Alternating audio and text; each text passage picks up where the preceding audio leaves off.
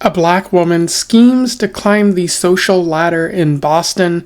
I discuss this and more on today's episode.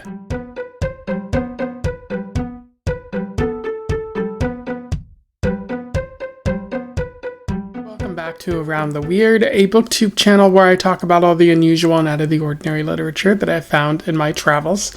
Today I want to talk about a book that I read, one that is about Boston and a woman trying to climb the social ladder, as I said before. I am referring to The Living is Easy by Dorothy West, which was published in 1948. For those who don't know, Dorothy West was a Black American writer who lived in the 1900s. She primarily worked as a journalist, writing for various magazines and getting her work published that way. But she did also write a couple of books too, including this one, which I think is the first book that she got published, which is pretty cool. A very solid beginning, definitely a standout. She's often classified as being in the Harlem Renaissance of writers, although she noted that a lot of the writers of the time were poor, and so they wouldn't have called themselves like the Harlem Renaissance or a school of writing. I think she also was pretty close with Langston Hughes, so, you know, a little bit of a connection there. I'll also note that this was like somewhat well received during its time, but it didn't get the mainstream kind of attention until it was published again 40 years later. And that's when it sort of began to get talked about in academic circles, and people considered it part of this entire genre of literature. So kind of like Zora Neale Hurston, you know, not really appreciated until long after she had really written what she had written. But without further ado, let's talk about The Living is Easy. I'll do a summary, a little bit of analysis, and we will move on from there. So The Living is Easy focuses on Cleo Judson. She is a Black woman living in Boston during the 1910s. The story takes place between 1914 and 1919. And she has a child and a husband, but she's more focused on climbing up the social ladder and money in particular. At the start of the story, her husband urges her to rent a new home. There's a very fancy home that she wants, and her husband has the money from his banana selling business. And he's like, what are we going to do with all these extra rooms? And she says she'll find tenants, but she really plans on inviting her sisters. We find out that she was raised in the South and brought to Boston to be a servant. Eventually, she married Bart Judson on an impulse. He was very attracted to her and warned her against the son of the woman that she was working for at the time. But she makes it very clear that she's not interested in immediately having sex with them, because, you know, she's not, like, he saved her from one man only to try to, like, take her propriety, you know, in another instance. That didn't really make a lot of sense to her. Eventually, though, she does have his daughter, Judy, who Cleo doesn't really seem all that happy about. Feels that the child is somewhat weak, and is constantly yelling and chirping at her.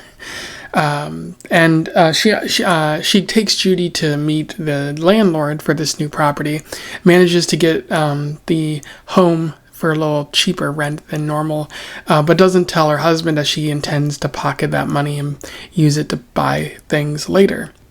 And then at this point, Cleo invites her sister Lily to the new home, and then begins inviting her other sisters as well. And she encourages those sisters to sort of leave their husbands temporarily and bring their kids along, which ends up wrecking some of those relationships. But Cleo doesn't particularly care. She just wants to be around her sisters. As a favor to a friend, Thea and Simon, Cleo talks to a woman named the Duchess. The Duchess has the inheritance for Thea and Simon as their father, but on his deathbed, owed that money to the Duchess. But Cleo talks to her and finds out that the Duchess was trying to climb up the social ladder too, and she really lived a life of suffering. And Cleo kind of takes heart to that and decides to basically arrange it so that the Duchess can marry Simon and help his failing newspaper business to make amends with everything. And then Cleo finally reunites with her sisters, but again, trouble begins to develop with husbands. Some of them just walk away, want to get a divorce, and Cleo just, when her sisters are sad about that, just yells at them and is like, just deal with it. We're together now. That's what matters most. And we get a little bit of insight into the Duchess and Simon's marriage. Simon is really just interested in using the Duchess for his newspaper business, but the Duchess in her past, she joined a convent before being taken out of that, and now she wants to kind of rejoin Catholicism and convert Simon as a big act for herself, but there seems to be a little trouble there. And then there's a lot of clashing with her sisters, Cleo in particular, in terms of how they're raising the children, but it doesn't seem to completely wreck their friendship or anything like that. And then finally, Cleo throws a house party as a means of, establishing herself among the upper class in Boston.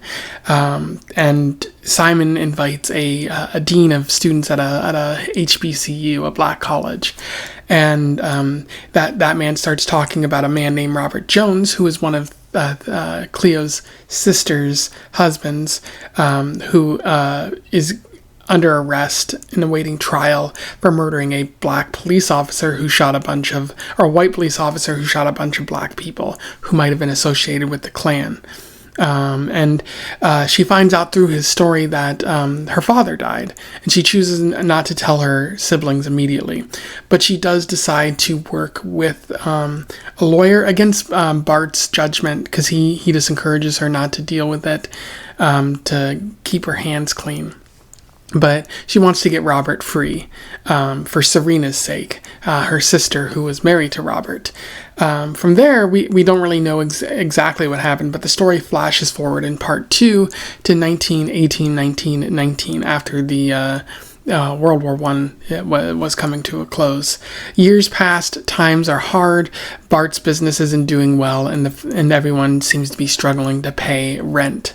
But Robert moves in at Serena's request. They manage to get him off the charges of murder. And then we see like Thea and Simon are having problems themselves, and the Duchess is nearly dying, and things aren't going well there.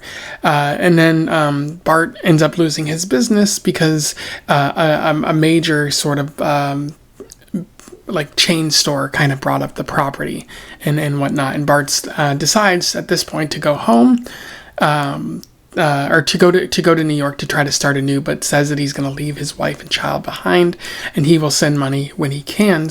And as the story comes to a close, Cleo wonders, what she's going to do next and who's going to provide her with love.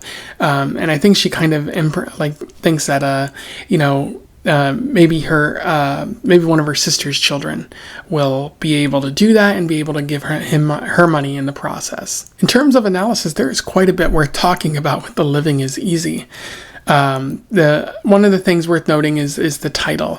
It's very difficult to understand, what exactly that means, because maybe it's meant to be ironic. The living is definitely not easy. It was at one time, but things get harder. Maybe that's what it means. There's also maybe the idea of the living is easy, that it's the dying that's hard, but that doesn't really make a lot of sense to me. So I would encourage you let me know in the comments if you have any thoughts on what the title exactly means there. But I will point out that one thing that Dorothy West does really well in this story is the characterization of Cleo. A really fascinating character in fiction in general. She's a social climber, and she's creating a lot of problems for herself, and it ends up coming back to bite her in the butt a little bit. West essentially writes Cleo as a stubborn and carefree social climber. Nothing really bothers her.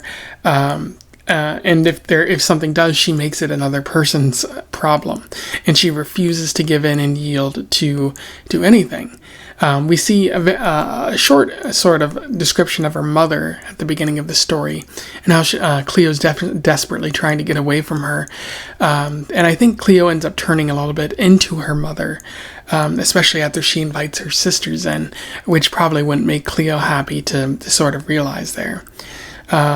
So Cleo refuses to give in, refuses to sacrifice at all, and one of the ways that we see that is through her marriage with Bart. Even though they're together, she doesn't want to yield to him as a man. Allow me to read you an interesting quote from this. Bart had expected that he would have to lead her to love with patience. He was a man of vigor and could wait without wasting for Cleo's awakening. Some part of him was soothed and satisfied by the fact of his right to cherish her. It did not torment him to lie beside her and know that he could not possess her.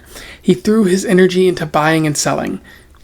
And that's pretty much a good understanding of Cleo through her husband Bart, knowing that he'll never be able to possess her.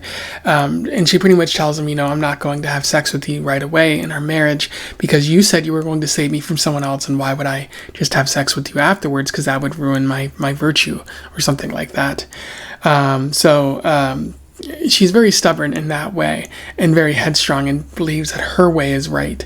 And in some ways she's accurate because she makes the decisions that no one else is going to make. But also she's kind of wrong because her strong focus in this story is that money is the most important, even if it's taking it from her husband, and esteem is the most important. She has to be well regarded amongst the Boston elite, which is kind of a challenge because she's a black woman in the early 1900s. And no matter how progressive people say Boston is, that doesn't necessarily mean that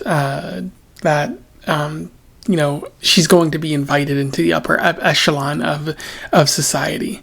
There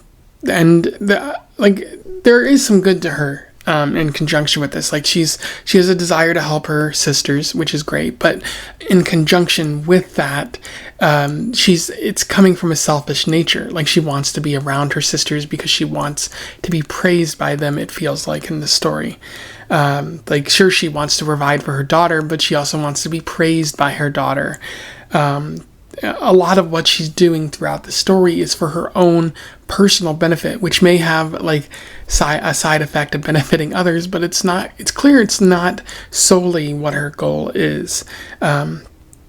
She's constantly scheming in this story, constantly trying to one-up everyone else in the world. And for, given that she's a black woman, that kind of makes sense. You have to constantly be scheming because the world is not easy for you. The world has set out to, especially the United States at the time, is set out to make sure that you feel oppressed and to take as many rights away from you as possible. After all, this is around the time of suffrage, and black women weren't really included in those movements because white women, especially Susan B. Anthony and others, knew that if you included black individuals in your movement, it would kind of weaken the movement's appearance. And that was her kind of focus there. There's a lot of constant scheming in the story because of maybe how the world is kind of structured. And there's also a lot of internalized racism too. She's constantly denigrating other black individuals, especially those that she describes as less than or still beholden to the ways of the South. They haven't civilized themselves to Boston's ways. She's very clearly kind of passing on the racism of the South towards other black individuals, kind of a learned behavior that she hasn't really been able to move on. And she frequently drops the use of the N-word in a negative way, using it to insult others, referring to her husband as Mr. N-word, which is atrocious. Some of the things that she says about others, including her own daughter, is pretty heinous. And all of this really seems to have an inevitable conclusion. It's inevitable that the way that she treats her daughter's going to rebel and try not to be like her, just like Cleo did to her mother. And it also seems like with as many schemes as she's trying to pull, eventually it's going to come back and bite her in the butt. When she's so focused on money and esteem and less on her family and making sure that there is a future and making sure, that her father or that her husband's success is going to be a continuous kind of thing, it seems like the inevitable conclusion is the despair and the poverty that follows at the end of the story. And she does try to refuse to adapt to like Bart's sort of situation. At the end of the story, like they're not very wealthy anymore. Like they don't have that money, and Bart's trying to point that out to her, and she's still like, "Give me money. I need additional money here." She's unwilling to work, whereas her sisters are willing to work to kind of make ends meet. At this point, she's kind of like driving them all in a certain direction. And I guess you do need that kind of leadership, but also she's not willing to demonstrate responsibility or anything like that.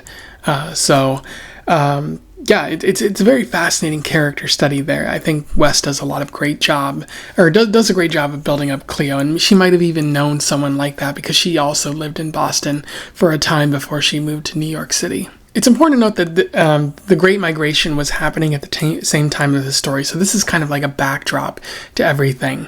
She wrote, Dorothy West wrote this in 1948, and so this is kind of a reflection of what was happening during the Great Migration, which was, lots of black families, lots of black individuals moved from the South to the North in search of a better world.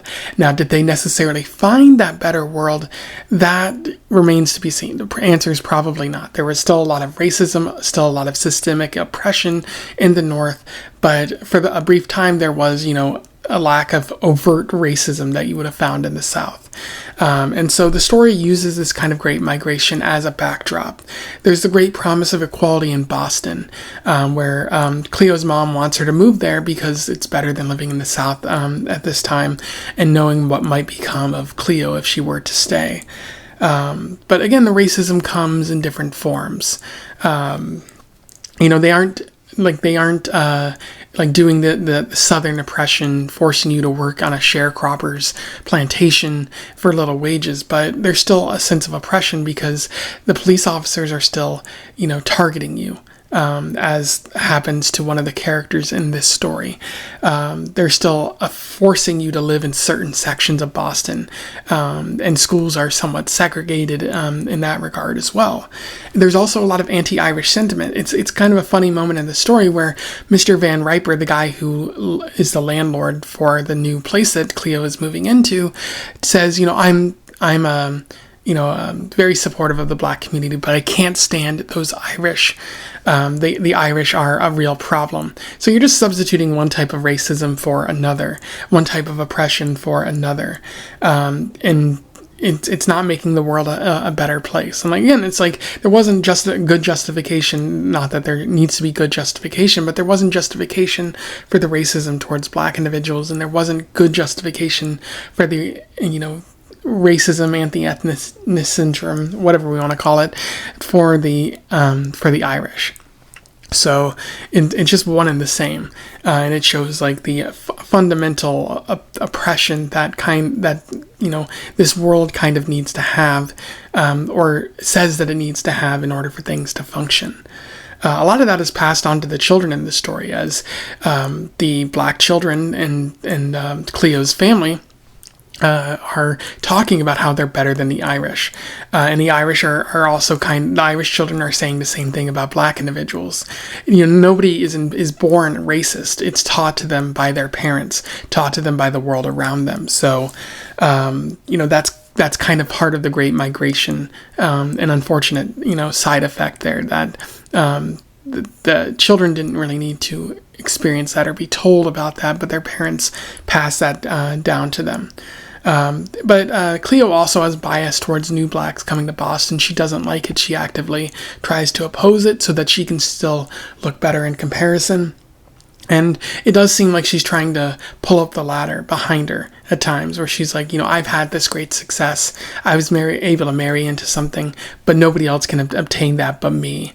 Or only the people who I allow to, in this case, her family, can obtain the same success.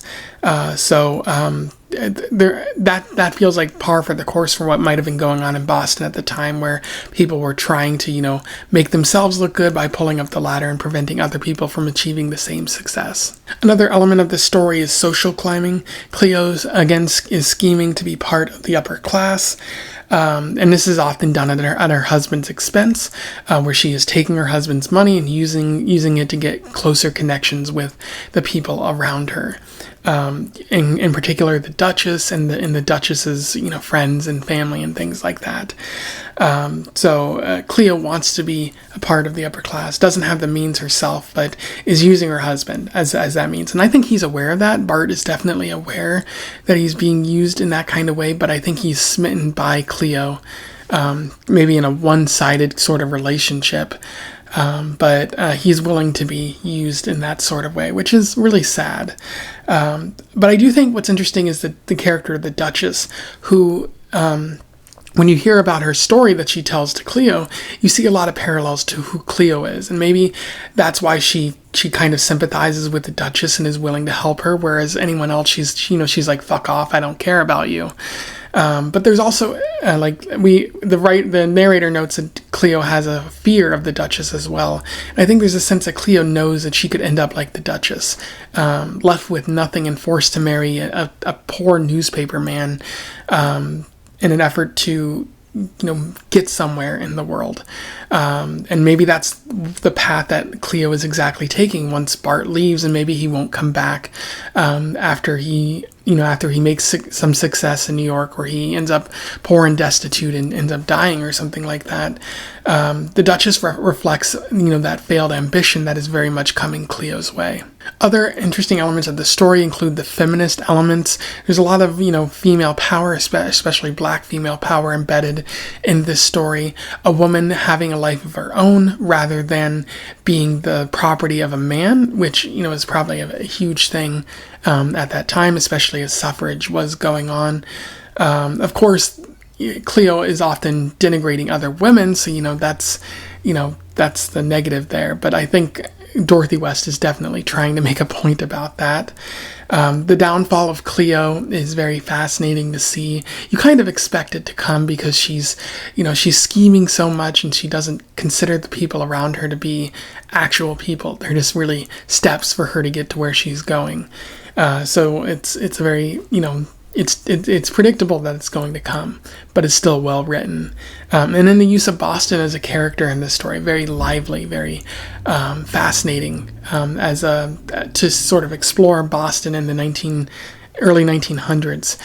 Dorothy West, being from Boston, it makes sense that she would write it so well.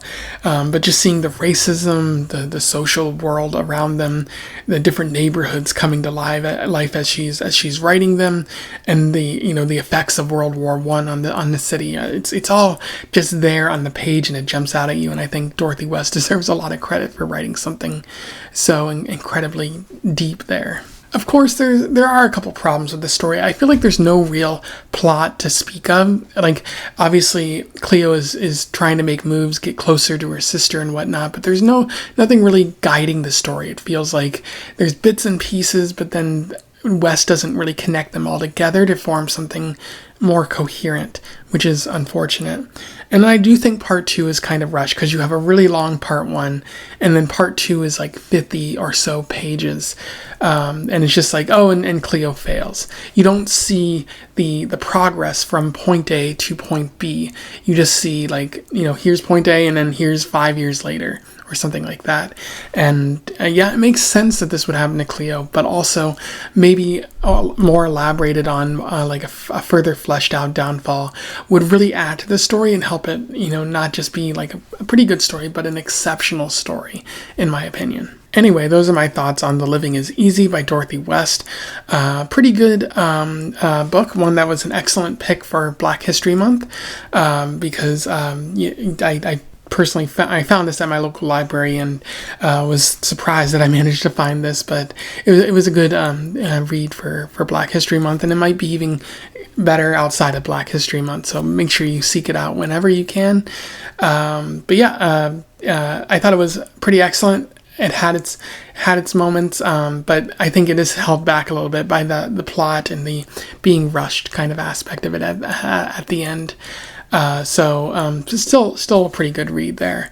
If you have any thoughts on this, let me know in the comments below. I would love to hear from you and have a discussion. Otherwise, don't forget to like, share, and subscribe so that more people can find out about this book or this author if they don't already know. Also, join the Discord. There's a link to it in the description if you want to have further conversations about such things. And until then, I wish you the best of luck in your weird and Boston travels. Farewell.